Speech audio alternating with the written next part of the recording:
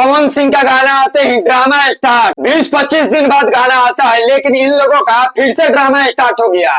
गाना आए हुए मात्र कुछ मिनट हुआ था, गाना फिर से डिलीट हो गया। भाई जब गाना ही लाना था तो सारा चेक करके यार लाते। गाना आए हुए भाई कुछ मिनटों समय हुआ था और गाना फिर से प्राइवेट। ये फैंस के साथ आप लोग क्यों खिलवाड़ करते हैं? लगातार व्यूज और लगातार कमेंट आ रहा था, गाने पर लाइक भी अच्छा खासा आ रहा था, लेकिन नहीं, इन लोगों को भाई खिलवाड़ करना ही है।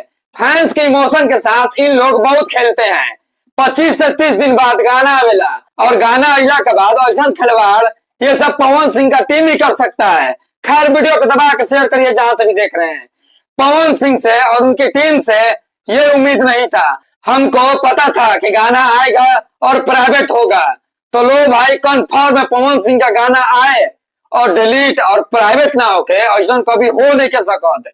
नाम भाई कर पवन सिंह और इस गाने को लिखे हैं निक्की निहाल। कलकतिया है राजा गाना ही रहनू, उसी टाइप का ये सॉन्ग है। स्लो मोशन में इस गाने को गाया गया है।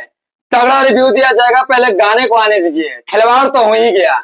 ये बार बार हम लोगों के साथ ऐसा होता है और सिंगरों के साथ। कभी सुने हो भाई, कभी देखे हो?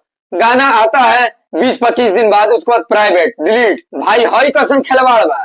लगातार खिलवाड़ पवन सिंह का टीम और पवन सिंह ही कर सकते हैं। भाई हम लोग के इमोशन के साथ आप लोग क्यों खेल रहे हैं?